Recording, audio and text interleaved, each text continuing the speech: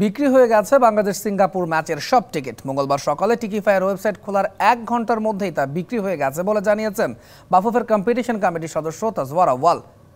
শনিবার অনলাইনে টিকিট বিক্রি শুরু হওয়ার 2 ঘন্টা পর সাইবার আক্রমণের কারণে তা বন্ধ করতে হয় বাফুফেকে। টানা 2 দিন কাজ শেষে মঙ্গলবার সকালে আবারও ছাড়া হয় টিকিট। বাফুফে জানায় মাত্র 1 ঘন্টার মধ্যে সব টিকিট বিক্রি হয়ে গেছে। অনলাইনে টিকিট ছাড়ার এবার শুধু বাংলাদেশ নয়, আমেরিকা থেকে শুরু করে অস্ট্রেলিয়া পর্যন্ত প্রবাসী বাংলাদেশিরাও কিনতে পেরেছেন টিকিট।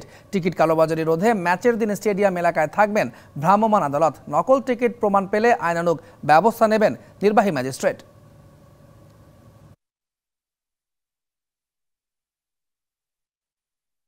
18,300 গ্যালারি টিকিট ইজ গন।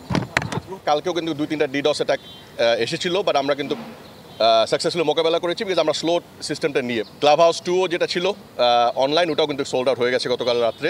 ওটাও কিন্তু অনলাইন ছিল। বাকি যে হসপিটালিটি বক্সগুলি আসে ওগুলো আমরা কিন্তু কর্পোরেট সেল করছি, যেটা অলরেডি রবি একটা নিয়েছে, আপনারা দেখেছেন। বিভিন্ন কর্পোরেশন যেটা বক্সগুলো আমরা বিক্রি করি, যেটা অন্য খেলাতেও হয়, ওই বক্সগুলো এখানে ইন্ডিভিজুয়ালি বিক্রি হচ্ছে, ওগুলিও কিন্তু সোল্ড আউট। আমরা ফরেনসিক অডিট করে দেখবো কোনো টিকিট মিসিং বা কোনো টিকিট বাকি আছে নাকি। যদি থাকে আমরা ওটাও ছেড়ে দিব।